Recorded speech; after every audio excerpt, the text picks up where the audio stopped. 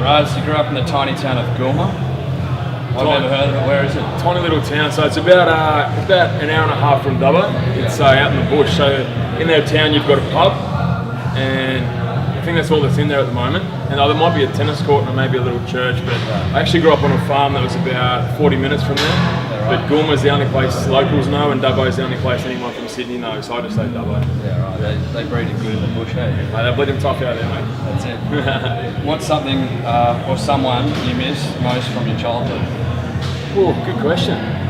So something or someone you miss most? I think what I miss most is playing footy. And even though I played up until I was 26, I miss just that competitive nature.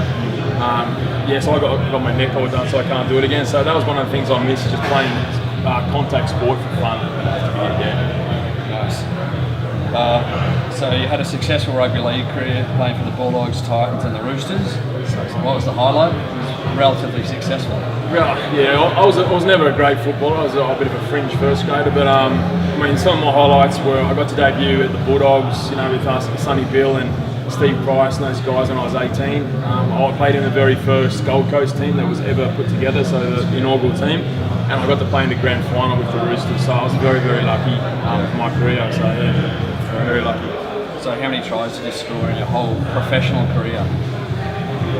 Man, I gave up after counting after 50. I reckon I got a few meat pies. I got a good one in a semi-final. That was probably my claim to fame. I had to run over Preston Campbell.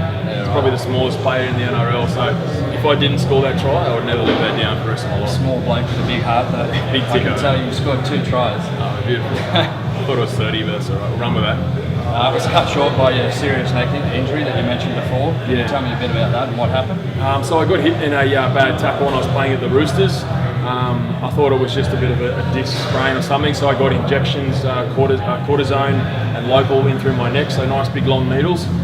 Then 4 weeks later, I developed insomnia, pins and needles and all that. Went and got a proper scan, a CT scan and a detailed MRI, and it turns out there was a slight fracture and the discs had actually pushed out of the vertebrae and floated down my spinal column, and I was in ICU within 48 hours with screws and plates putting my fusion in my neck. So yeah, it was pretty short and sharp. Intense. You're doing well now. It was a pretty intense way to finish. Yeah, so I was, because of all the painkilling medication, I was in ICU and developed a pneumonia and actually nearly died in hospital twice. If it wasn't for my mum being there, I wouldn't be here today. So I'm a pretty lucky boy. Yeah. I didn't know any of that. So yeah. Interesting. Geordie Shore? Yeah, I try not to talk about Geordie Shore too much, but strangely enough, it's not a big deal here in Australia. Not really, but you go over in the UK and you can't walk down the street. I went to Newcastle to stay with Vicky and her parents. We went down the corner store and we just literally got mobbed by fans. But Geordie was an amazing experience, and I wouldn't change it for a thing. They are a different breed of humans, so let me tell you that. I've got a lot of female friends that are quite fond of Dan Conn. Are you single? Yeah, I am. I'm very single. I'm usually too busy and too lazy to have a relationship. I'm pretty bad. So I am single. A girlfriend would be nice. So if you can help me find one, I'll be forever grateful. Need that, ladies? F45, mate, it's killing it.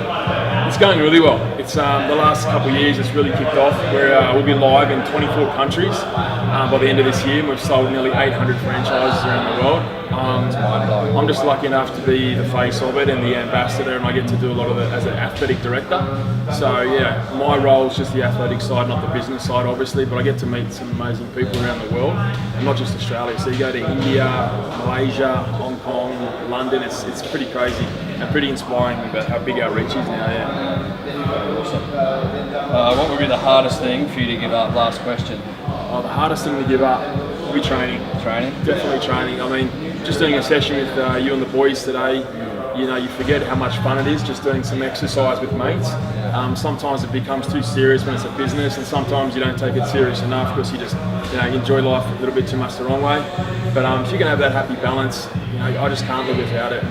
The endorphins you have naturally, and how that helps your life mentally from a mental aspect, with training in your lifestyle as well, is just such a benefit. I can't recommend it highly enough, especially for myself. I couldn't agree more. Thanks for spending 60 seconds with Matt. It's probably 2 minutes. 2 minutes, we'll take 4 that. minutes. Thanks. Pleasure, brother.